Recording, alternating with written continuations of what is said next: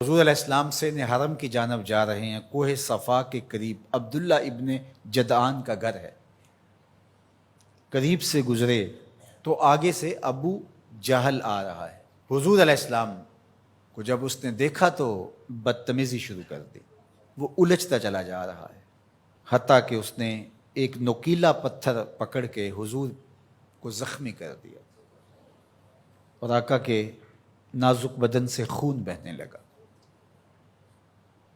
حکم جہاد نہیں آیا، اللہ کی مشیت ہے۔ حضور علیہ السلام وہاں سے سین حرم میں پہنچے، آب زمزم سے اپنے زخم دھوئے اور اللہ کے حضور سجدہ ریز ہو گئے۔ مالک تیرے رنگ،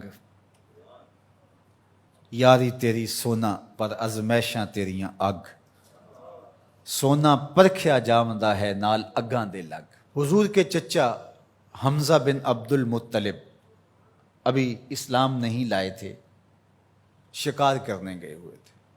یہ جب شکار کر کے آتے تو بڑے اترا کے چل رہے ہوتے، تو دو لونڈیاں آپس میں بات کر رہی تھی کہ اگر اس کو پتہ ہوتا نا کہ اس کے بھتیجے کے ساتھ آج عمر بن حشام نے کیا سلوک کیا ہے تو آج اس کی یہ چال نہ ہوتی۔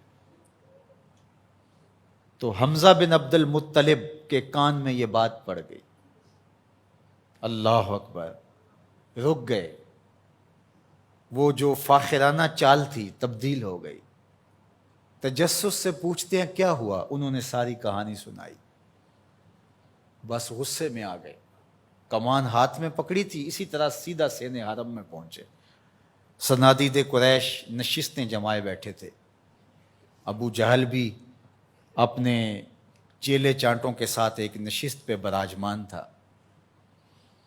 کمان کو زور سے اس کے سر پہ مارا اور کہا کیا تو نے محمد کو لاوارث سمجھ لیا ہے صلی اللہ علیہ وسلم۔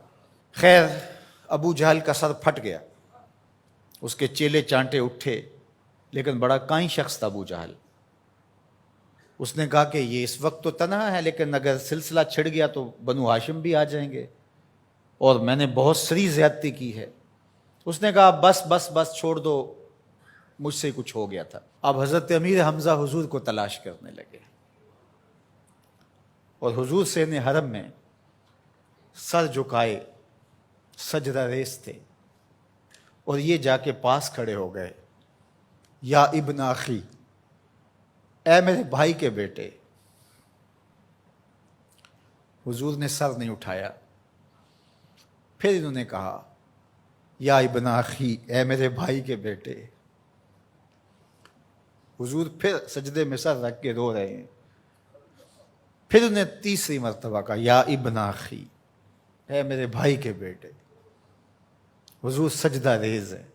میاں صاحب فرماتے ہیں اسی کسے دے کچھ نہیں لگ دے تے نہ کوئی ساڈا دردی۔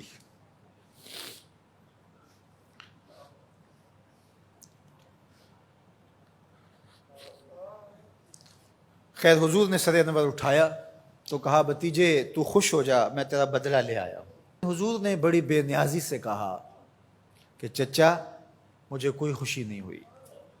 کہا میں اتنے بڑے سورما کا سر پھاڑ آیا ہوں۔ کہا مجھے کوئی خوشی نہیں ہوئی۔ بخت یاوری کر رہا تھا۔ دوسرا جملہ کہا تم کیسے خوش ہو گئے؟ کہا جس رب کو میں مانتا ہوں اس کو تم بھی مان لو، یہ میری خوشی کا سامان ہے، اگر مجھے یہ دے سکتے ہو تو کہا پھر دیر نہ کیجئے، ابھی اپنی غلامی میں شامل کر لیجئے۔ یہ ہوتی ہے اپنے مشن کے ساتھ وابستگی۔